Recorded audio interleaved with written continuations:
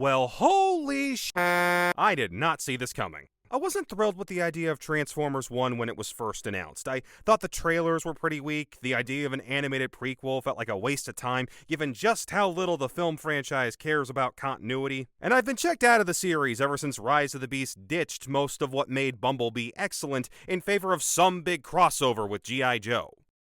But not only is Transformers 1 great, I'm openly rooting for its rumored trilogy over any more live-action movies. I know, they won't stop doing those, they make way too much money, but this manages to outclass all of them. The story mixes a few notes from the original show and the comics while mixing in its own ideas. We spend the whole movie on Cybertron. There was a war with an alien race that resulted in the deaths of all but one of the primes, and the war stopped the natural flow of Energon, the planet's energy source. 50 years pass and we meet best friends Orion Pax and D-16, a pair of mining robots who lack the ability to transform but have dreams of changing the world like the primes they idolize. A series of unfortunate events sees the pair wind up on Cybertron's harsh surface, and alongside Alita 1 and Bumblebee, they discover a massive conspiracy that forces them to question everything they believed in. Now, the story operates as though the audience knows where things are headed. We know these two will eventually become Optimus and Megatron, they'll go from being best friends to sworn enemies, and that the battle lines will be drawn between Autobots and Decepticons. And while that is all in here, the movie is much more concerned with the how and why,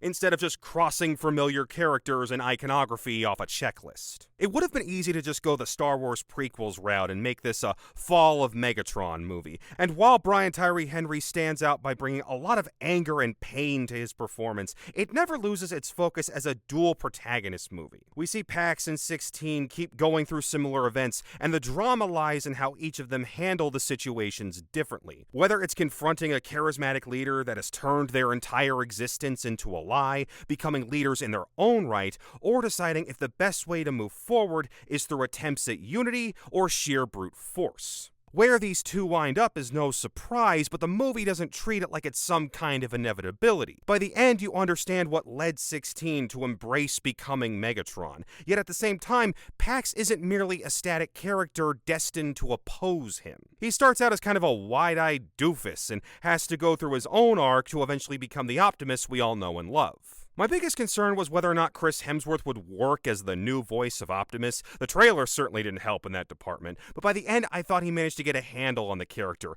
even if it feels like he's taking a few too many notes from Peter Cullen. And even while dealing with some pretty heavy themes, the movie still manages to be funny. It's got that kind of snappy, Pixar-style humor, and even a few callbacks that made adults in my theater actively chuckle.